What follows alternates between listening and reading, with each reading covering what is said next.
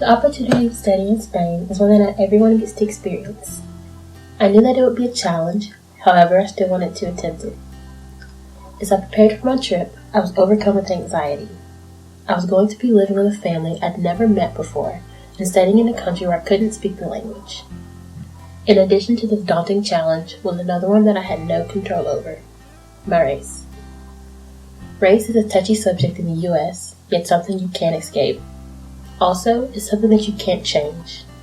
I could change my mindset, work hard in my classes, and try my best to accustom myself with my host family and keep an open mind about my surroundings. I could even change my hair to fit in with the standard style of beauty. But I can't change my race. It's something obvious about me that anyone can see when I walk into the room. And as a shy person who doesn't like attention, it's extremely uncomfortable to always stick out. Being in Spain in general has taught me a lot about accepting myself. In the US, I've always been labeled as a black girl who acts and talks white. I've had some experiences that just make me feel like my race would always be an issue, possibly because I live in a historically southern racist state. I grew accustomed to viewing myself through the eyes of how other people saw me.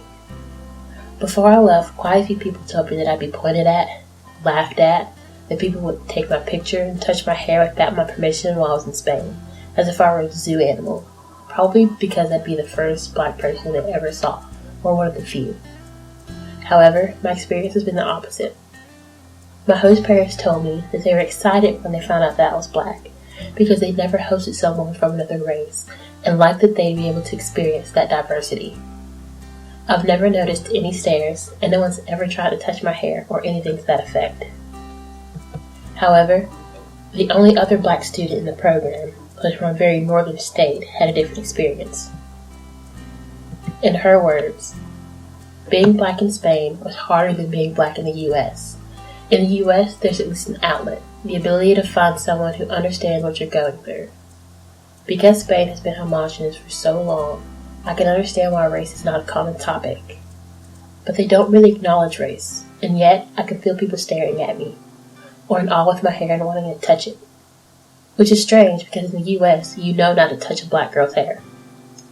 And then, of course, there's the not being able to find hair care products, or my host mom trying to tell me how to take care of my hair. I understand that they don't have much contact with black people, but I honestly found it harder in a country that doesn't acknowledge race than in a country that does. Personally, I felt like race is not acknowledged as much in Spain because it doesn't really matter as much to them in the same way as it does in the States, due to its homogeny. From what I've seen and heard of the people in Spain, other people are judged more on their culture rather than the color of their skin. Sure, I have received some curious looks. My host mother has commented many times on how much she loves my natural hair. But I was always treated like an American foreigner. No more, no less. I struggled with language, culture, and being comfortable in my own skin when I was so far out of my comfort zone I could barely breathe. As my trip comes to a close, I realize that my race may be a part of me that I can never really change, but it's only that, a part. There's so much more to me and so much more that I can be than just what other people stereotype as a black girl.